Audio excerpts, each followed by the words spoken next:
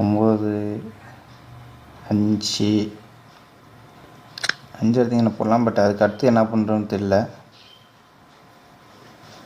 அதனால் நம்ம J black கலரில் இருக்குதான்னு சொல்லி பார்ப்போம். இருக்குது, எடுத்து போட்டுடலாம்.